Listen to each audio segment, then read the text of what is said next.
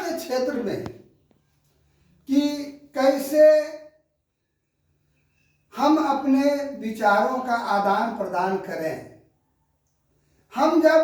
विद्यालय में जाते हैं, वर्ग कक्ष में जाते हैं, तो हम अपने विचारों को किस तरह से, अपने जो मैं बता रहा हूँ उसको बच्चों तक कैसे ले जाऊं, इसको हमारे शिक्षा के अंतर्गत संप्रेषण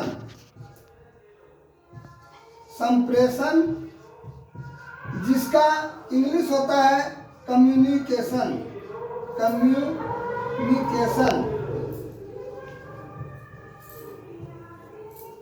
से संबोधित किया गया है। कम्युनिकेशन का अर्थ होता है कि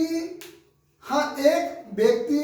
से दूसरे व्यक्ति तक और दूसरे व्यक्ति से तीसरे व्यक्ति तक या बहुत सारे लोगों को किसी भी बात को पहुंचाना,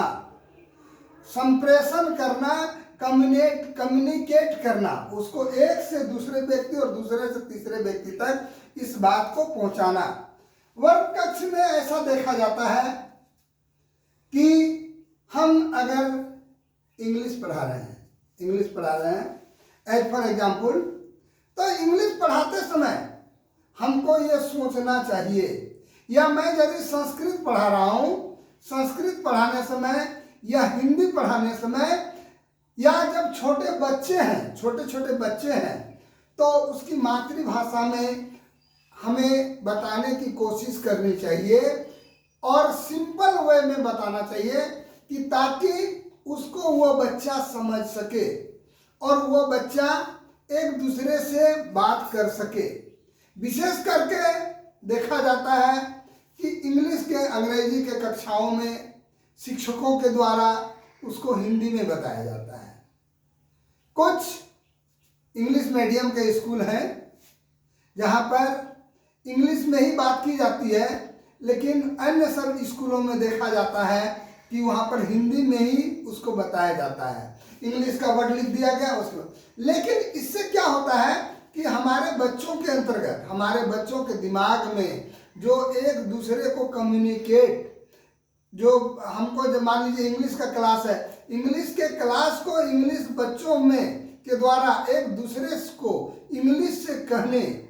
में हेजिटेशन होती है, वो समझ ही नहीं पाता है कि मैं इंग्लिश में कैसे कहूँ। दूसरी बात, अगर संस्कृत का क्लास है तो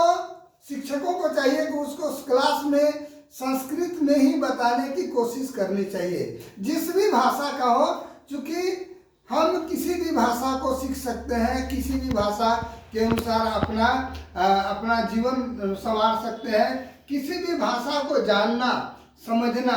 गलत नहीं है उससे भी। इसलिए साथ ही ये जो कम्युनिकेशन है, आज ऐसा देखा जाता है कि बहुत सारे प्रॉब्लम्स आते हैं कि बच्चा मैट्रिक कर गया, इंटर कर गया, उसको इंग्लिश में बोलना ही नहीं आता है, संस्कृत में बोलनी ही नहीं आती है, उर्दू में बोलनी ही नहीं आती है। तो ऐसी स्थिति में उसका एक जो उसके अंदर विकास होना चाहिए, उसका विकास होना चाहिए, ऑल राउंड डेवलपमेंट होना चाहिए, उस शब्द का विकास होना चाहिए, वो विकास नहीं हो पाता है। ऐसे बहुत लोग कहते हैं कि इंग्लिश जो भी भाषा है, इंग्लिश जानना जरूरी है। इसके साथ तो हमारी जो राष्ट्रभाषा हिंदी है, हिंदी तो हम जान ही रहे हैं, लेकिन कार्यालय की भाषा के रूप में अंग्रेजी को भी जानना जरूरी है, संस्कृत को भी जानना जरूरी है, और बहुत सारे, और इसको सरल